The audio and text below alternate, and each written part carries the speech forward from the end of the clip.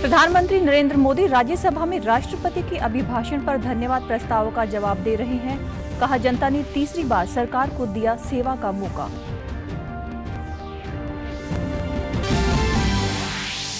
हरियाणा के कुरुक्षेत्र में सरपंचों के राज्य स्तरीय सम्मेलन में मुख्यमंत्री नायब सिंह सैनी ने की शिरकत। सरपंचों को 21 लाख रुपए तक के कार्य करवाने की दी मंजूरी।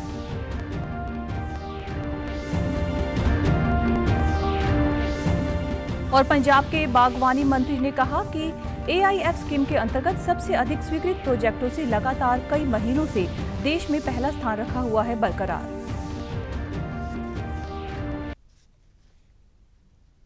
नमस्कार, चंडीगढ़ से आपका स्वागत है। मैं हूं पायल। अब समाचार विस्तार से।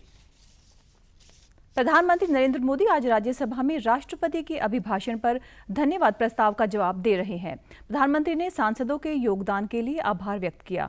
उन्होंने कहा कि जनता ने तीसरी बार एक सरकार को सेवा का मौका फिर से दिया है। देश की जनता ने धर्म की राजनीति को ठुकराया है। उन्होंने यह भी कहा कि जनता ने प्रोपेगेंडा को परास्त किया है।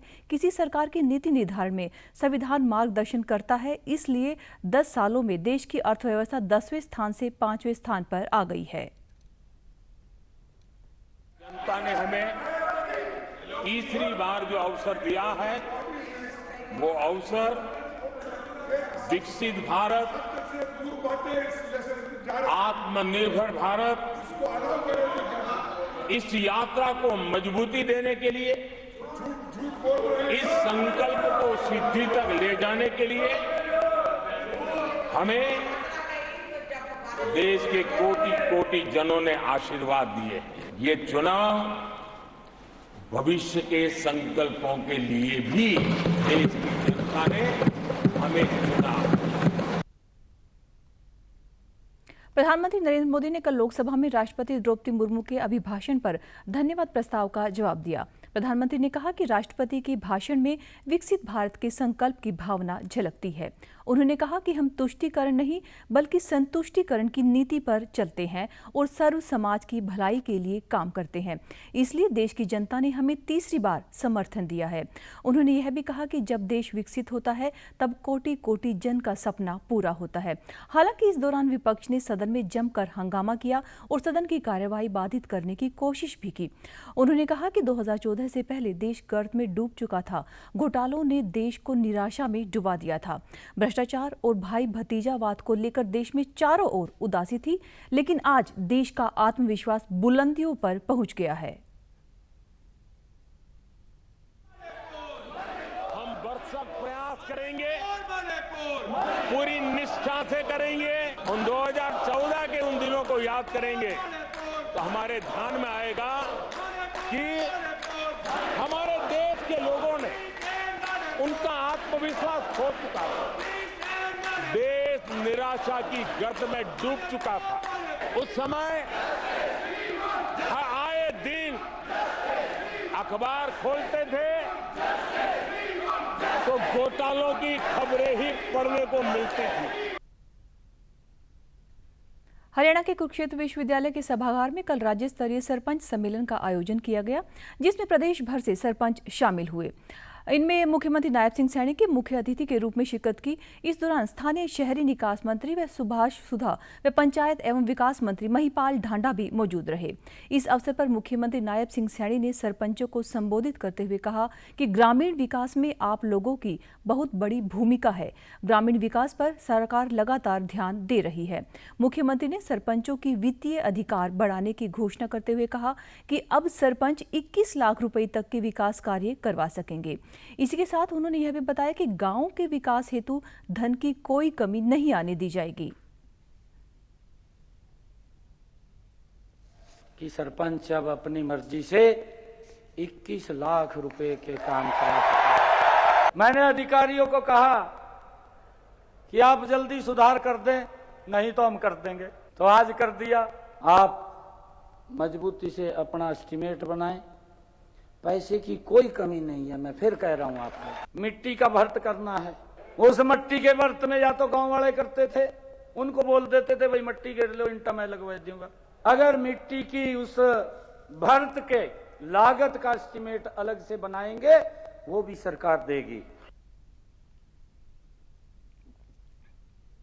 जूनियर इंजीनियर द्वारा कई महीनों तक एस्टीमेट नहीं बनाने की समस्या का समाधान करते हुए मुख्यमंत्री ने ऐलान किया कि सरपंच द्वारा जैसे ही किसी विकास कार्य को पंचायत के द्वारा पारित किया जाता है तो वह प्रस्ताव HEW पोर्टल पर डालेगा तो जूनियर इंजीनियर को उसके 10 दिन के भीतर ही एस्टीमेट बनाकर अपलोड करना होगा।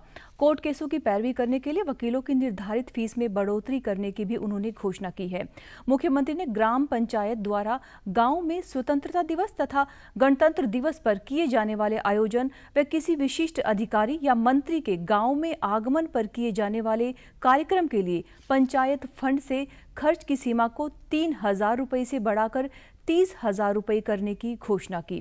मुख्यमंत्री ने कहा कि वर्तमान सरकार द्वारा ग्राम पंचायतों में 3,000 कंप्यूटर ऑपरेटर भी नियुक्त किए गए हैं। अब उसको बढ़ा करके हमने 5500 रुपया कर दिया है। इसके अलावा हमने हाई कोर्ट और सुप्रीम कोर्ट, अगर आप वहां पैरवाई के लिए जाते हैं तो पहले ये 5500 रुपये थी, अब इसको 33,000 रुपया कर दिया है। हरियाणा सरकार ने स्टील प्लस 4 मंजिला निर्माण को मंजूरी दे दी है। नगर एवं ग्राम नियोजन विकास मंत्री JP दलाल ने कल चंडीगढ़ में यह ऐलान करते हुए कहा कि राव कमेटी की रिपोर्ट पर सरकार ने यह फैसला लिया है। हालांकि इसके लिए सरकार की ओर से कुछ नियम एवं शर्तों को भी शामिल किया गया है। जो भी इनको पूरा करेगा उसको ही स्टील प्लस 4 मंजिला भवन निर्माण बनाने की इजाजत दी जाएगी।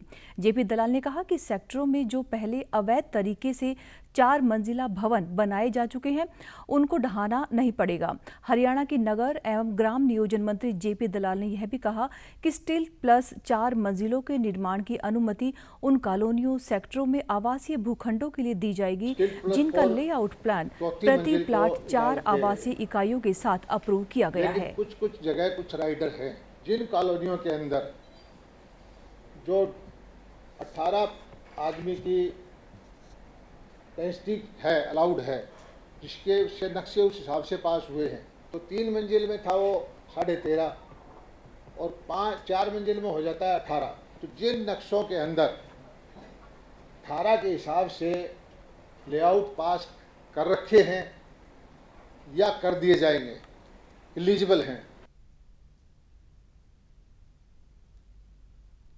पंजाब सरकार राज्य में कृषि बुनियादी ढांचा फंड को उत्साहित करने में लगातार कदम उठा रही है।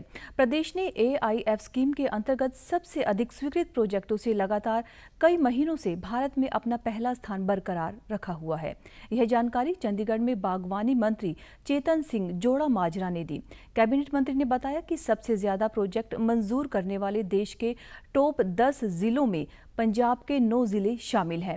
उन्होंने कहा कि पंजाब ने किसानों के कल्याण के लिए 14,199 महत्वपूर्ण परियोजनाओं को मंजूरी दी है। उन्होंने यह भी बताया कि बागवानी विभाग पंजाब में AIF के लिए राज्य नोडल एजेंसी के रूप में कार्य कर रहा है, जिसने योजना के प्रावधानों के अनुसार एक समर्पित परियोजना निगरानी इकाई की स्थापना भी की है। संसद में विपक्ष के नेता राहुल गांधी की टिप्पणी के बाद पंजाब BJP नेता और पूर्व विधायक केवल सिंह ढिल्लों ने कल चंडीगढ़ में एक प्रेस वार्ता की। इस मौके पर उन्होंने कहा कि राहुल गांधी अभी भी चुनाव के मूड में नजर आते हैं और वे भूल गए हैं कि सदन में हर बात तथ्यों के साथ होनी चाहिए और सदन की गरिमा का ख्याल रखना चाहिए। साथ ही उन्होंने पहले की गई टिप्पणियों पर भी चर्चा की और इसको दुर्भाग्यपूर्ण बताया। पहला सत्र सी ਜਿਹਦੇ ਵਿੱਚ ਲੀਡਰ ਆਪੋਜੀਸ਼ਨ ਨੂੰ ਜੋ ਸਾਡੀ ਭਾਰਤੀ ਜਨਤਾ ਪਾਰਟੀ ਦੀ NDA ਦੀ ਸਰਕਾਰ ਆ, ਉਹਦੇ ਵਿੱਚ ਲੀਡਰ ਆਪੋਜੀਸ਼ਨ ਦਾ ਰੋਲ ਹੁੰਦਾ ਕਿ ਦੇਸ਼ ਦੀ ਤਰੱਕੀ, ਦੇਸ਼ ਦਾ ਵਿਕਾਸ, ਦੇਸ਼ ਨੂੰ ਕਿਸ ਰੁਖ ਵਿੱਚ ਜਾ ਰਿਹਾ ਔਰ ਕਿਹੜਾ ਸਹੀ ਔਰ ਕਿਹੜੇ ਗਲਤ ਉਹ ਗੱਲਾਂ ਕਰਨੀਆਂ ਚਾਹੀਦੀਆਂ, ਨਾ ਕਿ ਇੱਕ ਜਿਹੜੀ ਭਾਈਚਾਰਕ ਤੌਰ ਤੇ ਦੇਸ਼ ਦੇ ਵਿੱਚ वंड पाई जाए। हर साल 3 जुलाई का दिन पूरी दुनिया में अंतर्राष्ट्रीय प्लास्टिक बैग मुक्त दिवस के रूप में मनाया जाता है। इस दिन का उद्देश्य प्लास्टिक मुक्त दुनिया बनाना और उन्हें पुनर्इस्तेमाल करने योग्य विकल्पों को बढ़ावा देना है। प्लास्टिक से प्रकृति के लिए खतरा बढ़ता जा रहा है क्योंकि हर साल दुनिया भर में करीब 400 मिलियन टन प्लास्टिक कचरा पैदा हो रहा है। 3 जुलाई 2008 को यूरोप ने एकल उपयोग वाले प्लास्टिक बैग के खिलाफ शून्य अपशिष्ट अभियान शुरू किया था। 2014 में भारत ने स्वच्छ भारत मिशन या स्वच्छ भारत अभियान शुरू किया था। 2015 में यूरोपीय संघ ने एकल उपयोग वाले प्लास्टिक बैग के उपयोग को कम करने के लिए निर्देश पारित किए। 2019 में पीएम मोदी ने एकल उपयोग वाले प्लास्टिक बैग का इस्तेमाल न करने का आह्वान किया। उसके बाद 1 जुलाई 2022 को भारत ने एकल उपयोग वाले प्लास्टिक पर प्रतिबंध लागू किया था। पिछले कुछ सालों से इस आंदोलन ने गति तेज पकड़ ली है। कई देशों ने प्लास्टिक बैग पर प्रतिबंध लागू किए हैं। भारत अब प्लास्टिक के उपयोग को कम करने में महत्वपूर्ण भूमिका भी निभा रहा है। प्रधानमंत्री नरेंद्र मोदी ने 2019 में लाल किले की प्राचीर से अपने स्वतंत्रता भाषण में कहा कि लोगों से एकल उपयोग वाले प्लास्टिक बैग का इस्तेमाल वे बंद करें। नशे के विरुद्ध मुहिम के दौरान अमृतसर कमिश्नर रेड पुलिस ने खेमकरण लखविंदर सिंह उर्फ लखा को 5 किलो हेरोइन समेत गिरफ्तार करके सरहद पार नशीले पदार्थों की तस्करी के नेटवर्क का पर्दाफाश किया है। पंजाब पुलिस डीजीपी गौरव यादव ने चंडीगढ़ में बताया कि हेरोइन की खेप बरामद करने के अलावा पुलिस टीमों ने दोषी का एक मोटरसाइकिल भी जब्त किया है। डीजीपी ने बताया कि जांच के दौरान यह बात सामने आई है कि गिरफ्तार आरोपी पाकिस्तान से नशा तस्करों के सीधे संपर्क में थे। उन्होंने कहा कि अपराध कानूनों के प्रावधानों के अनुसार उच्च अधिकारी की मौजूदगी में पूरी तलाशी और बरामदगी की प्रक्रिया की वीडियोग्राफी भी की गई है। ऑपरेशन के बारे में बताते हुए अमृतसर पुलिस कमिश्नर रणजीत सिंह ढिल्लों ने बताया कि पुलिस टीमों को ठोस सूचना मिली थी कि नशा तस्कर लखविंदर सिंह लखा ने नशीले पदार्थों की खेप हासिल की है और इसको खेमकरण से अमृतसर सप्लाई करने जा रहा था। इस बारे में तुरंत ही कार्रवाई करते हुए पुलिस टीमों ने जाल बिछाकर खेमकरण के इलाके से सफलतापूर्वक उसे काबू कर लिया है। इसके संबंधी एक मामला अमृतसर के थाना इस्लामाबाद में NDPS एक्ट की धारा 130 के तहत FIR भी दर्ज की गई है। सेवारत तथा सेवानिवृत्त रक्षा कार्मिकों व उनके परिजनों की समस्याओं के त्वरित समाधान के उद्देश्य से पुलिस मुख्यालय पंचकुला की शिकायत शाखा में डिफेंस हेल्पलाइन नंबर 017225907555 शुरू किया गया है। पुलिस मुख्यालय पंचकुला में तैनात पुलिस अधीक्षक कानून एवं व्यवस्था को इस हेल्पलाइन का नोडल अधिकारी नियुक्त किया गया है, जिनकी निगरानी में डिफेंस हेल्पलाइन सप्ताह के सभी कार्य दिवसों में सुबह 9 बजे से सायं 5 बजे तक पूरी निष्ठा व लगन के साथ कार्य किया जाएगा। इस बारे में जानकारी देते हुए हरियाणा पुलिस महानिदेशक शत्रुजीत सिंह कपूर ने बताया कि डिफेंस हेल्पलाइन शुरू करने का उद्देश्य कार्यरत व सेवानिवृत्त रक्षा कार्मिकों व उनके परिजनों की शिकायतों का तत्परता से निवारण करना है। उन्होंने यह भी बताया कि डिफेंस हेल्पलाइन पर रक्षा कर्मियों तथा उनके परिजनों द्वारा पुलिस विभाग से संबंधित समस्या के निवारण के लिए किसी भी कार्य दिवस में संपर्क किया जा सकता है। भारतीय डाक स्पीड पोस्ट के माध्यम से भी अपनी शिकायत पुलिस मुख्यालय हरियाणा पंचकुला को भेज सकते हैं। हेल्पलाइन नंबर पर तैनात कर्मचारी द्वारा प्राप्त शिकायतों पर की गई कार्रवाई के बारे में शिकायतकर्ता से फीडबैक भी लिया जाएगा। देश भर में मानसून की एंट्री हो गई है और कई राज्यों में भारी बारिश से बाढ़ जैसे हालात हैं। मौसम विभाग ने आज दिल्ली में बारिश को लेकर अलर्ट जारी किया है। वहीं मुंबई में बारिश से लोगों का हाल बेहाल है। गुजरात के जूनागढ़ की बात करें तो यहां पर भारी बारिश के चलते सड़कें पानी में डूब गई हैं। इसकी वजह से 29 गांवों का संपर्क कट चुका है। NDRF की तरफ से जूनागढ़ के केसोड़ में बाढ़ में फंसे लोगों को रेस्क्यू के लिए एक टीम भेजी गई थी। फिलहाल स्थिति नियंत्रण में है। मौसम विभाग ने अगले 2 से 3 दिनों में गुजरात में भारी बारिश को लेकर अलर्ट भी जारी किया है।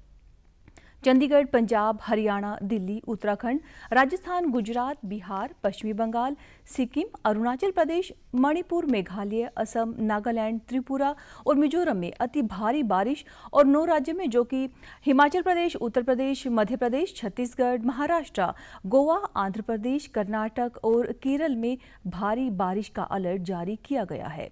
चंडीगढ़ में दूसरे दिन लगातार रुक रुक कर मानसून की बारिश हो रही है। मौसम विभाग के अनुसार चंडीगढ़ में अगले 3 दिनों तक बारिश की संभावना बताई गई है और 3 दिन तक बादल छाए रहेंगे।